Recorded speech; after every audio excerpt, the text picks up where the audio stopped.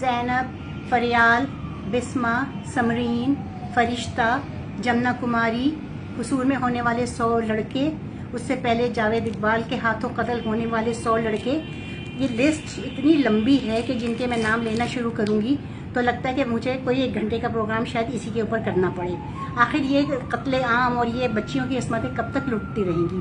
कब तक हम इस तरह के नामों की फहरिस्त पेश करते रहेंगे और अरबाब इक़्तिदार पे और हमारी सोसाइटी के अफराद पे कोई असर नहीं होगा? आखिर कब तक हम आवाज़ उठाते रहेंगे? नतीजा ये, क्योंकि इनके खिलाफ कभी कोई एक्शन नहीं लिया गया, कभी कोई एक्शन नहीं हुआ, और अगर कभी एक्शन हुआ है तो पब्लिक को उसके बारे में कभी इन्फॉर्मेशन नहीं दी गई। अगर ये कभी कोई गिरफ्तार हुआ भी है, अगर हुआ है, अमूमन वो या तो किसी न किसी सोर्स की बुनियाद पे, किसी न किसी किस्म का उनके ऊपर जोर ज़बर करके या तो केस वापस ले लिया जाता है या ख़त्म कर दिया जाता है। और अगर कभी इक्का दुक्का गलती से कोई पकड़ा भी जाए तो उसके साथ क्या सलूक होता है ये कभी पब्लिक को पता नहीं चला, कभी हमारे इल्म में नहीं आया। मसलन ज़ैनब का ही केस ले लीजिए, बहुत शोर उठा, बहुत मीडिया में भी आया, बहुत लोगों ने उसको बहुत बुरा भला कहा, हमने ज़ैनब के लिए बहुत रोए धोए भी हम सब लोग अपने घरों में बैठ के। लेकिन उसके कातिल के साथ क्या हुआ?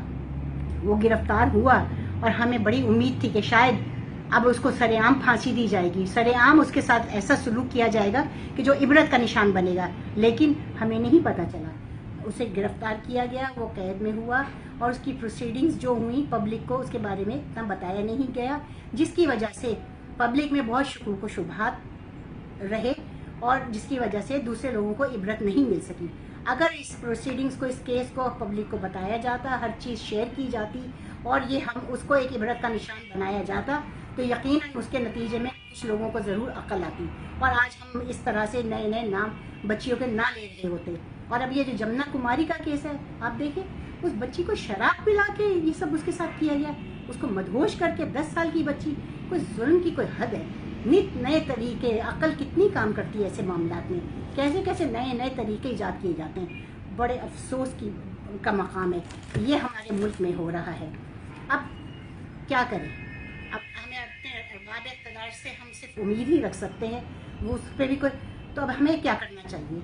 मैं ये कहूँगी, हमें पेरेंट्स को मैं कहूँगी और अपनी सोसाइटी को कहूँगी, हमें होशियार होने की ज़रूरत है।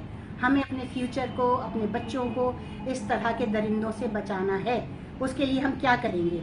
उसके लिए मैं अपने पेरेंट्स को ये कहूँगी, अपने बच्चों को सिखाएं, अपने बच्चों को टीच करें, अपने बच्चों को अवेयरनेस दें, अपने बच्चों की तरबियत करें कि क्या चीज़ उनके साथ सही है, क्या गलत है। अगर कोई शख्स उनके साथ, अगर उनको कहीं हाथ लगा रहा है, कहाँ हाथ लगाना ठीक है, कहाँ हाथ लगाना गलत है, किस हद तक ठीक है, किस हद तक नहीं है, ये बहुत डेलिकेट मामला है। मुझे मालूम है ये बहुत डेलिकेट मामला है।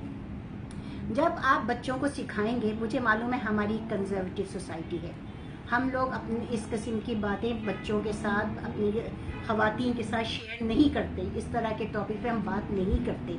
लेकिन अब बात करने की ज़रूरत है, खुला ना सही, तंग अल्फाज में सही, जैसे भी सही, अपने अंदाज में, अपने माहौल के हिसाब से आप अपने बच्चों को सिखाएं, आप अपने बच्चों को समझाएं। और मुझे ये भी मालूम है कि हमारी एक जॉइंट फैमिली सिस्टम भी हमारे यहाँ है, जहाँ पे सारी फैमिलीज इकट्ठी रहती हैं, बच्चों को माँ बाप प्यार करते हैं, बहन भाई होते हैं, चचा चाची फुप्पी खालू, प्यार से भी बच्चों को लिया जाता है। अब ये हमने अपने बच्चों को सिखाना है।